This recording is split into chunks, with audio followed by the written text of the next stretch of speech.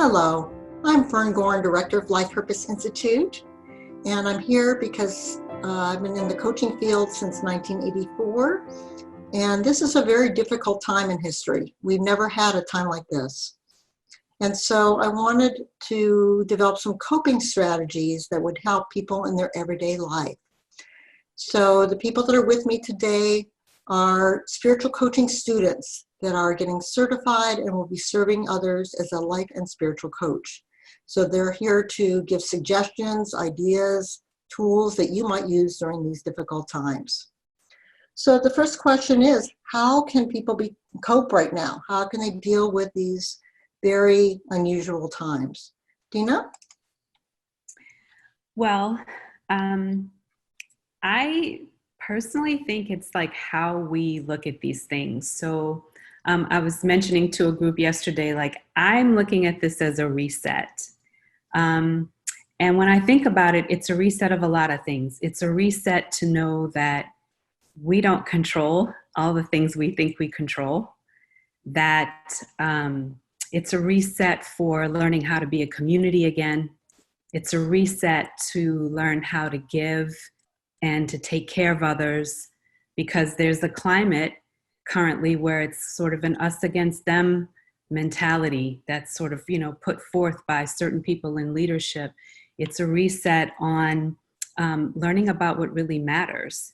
And so for me, it's been thinking about how do I use this time of reset to change some things for me personally, within my community, and in the world at large, if possible.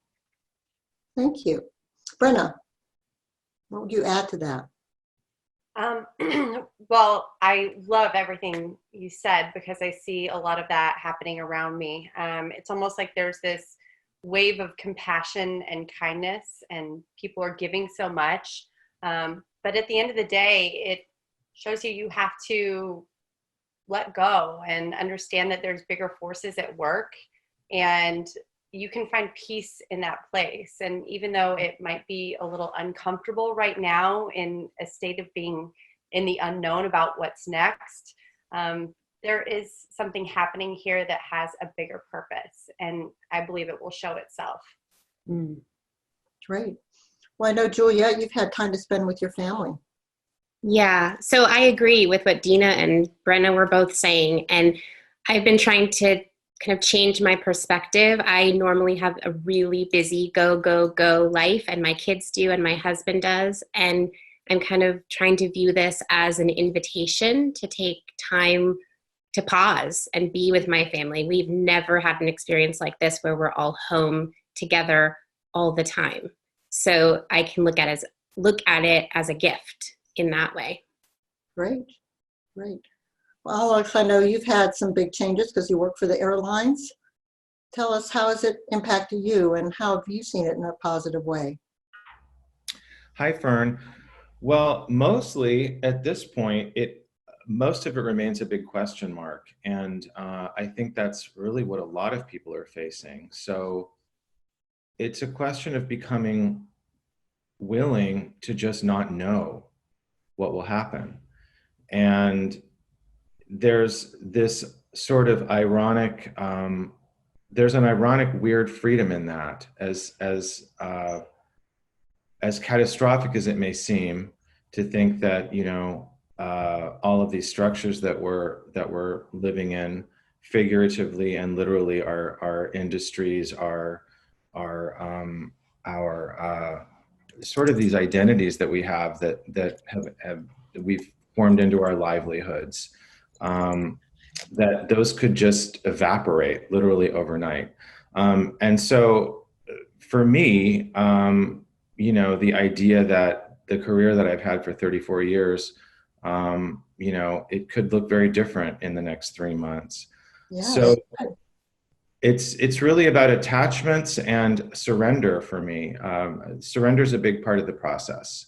It's being, like I said at the beginning, being willing not to know. Yes, thank you, Alex. And Gina, you were saying this is a great opportunity for you to have some downtime. Yes, I mean, unprecedented. The courts have closed in Los Angeles and even the district courts for at least 30 days, which has never happened before, certainly in my 30-year career. We mainly just get holidays off, and even then we have briefing schedules and various deadlines. So for me, it's an actual real time off for the first time in 30 years. And believe it or not, it's bringing out the compassion in lawyers. And so to the extent we are dialoguing about various deadlines, and everything is very cooperative and heartfelt. And so that's a little unusual for my profession. And I just agree with everyone else that I try to see the blessing and the good in this, and that we are blessed to be healthy. We are blessed to have a safe home to go to. And I'm looking at that, brings a lot of peace and comfort. Melissa, anything else you would add to help people have a sense of peace and comfort during these times? Sure. It also, piggybacking off Gina, it also gives us a sense of respect for our home. Not that it just houses us, but it's a safe place. Usually we're gone most of the day, but since we're home, we learn to respect our space, respect the time that we spend with each other. Now that the children are home, we are learning to respect our children's time and their space. So it gives us a greater respect, not only in the home, but also in our community, in our neighborhoods, the people that are in it. Whitney, what would you like to add?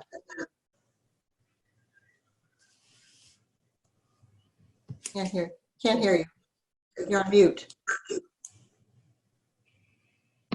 I was saying that, first of all, I'm loving everything everyone is saying, and I'm in full agreement with all aspects of that. And I think for me, piggybacking on what Alex said, is this idea of surrender. And in that surrender, I can be fully present.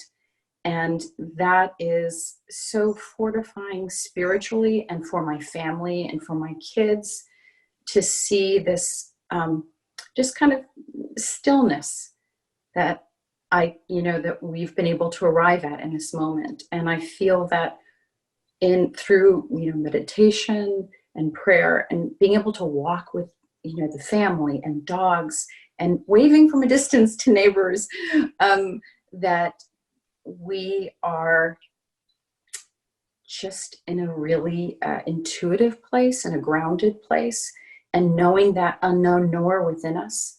And in that place, I feel like I can be of greater service, because in that stillness, I know who needs a phone call from me, who needs extra love, maybe a neighbor who needs, a note at the door, after I've washed my hands, obviously, but just, that connection by that present moment awareness and sacred stillness. So that's what I'm trying to really work on, and with the kids too, as well.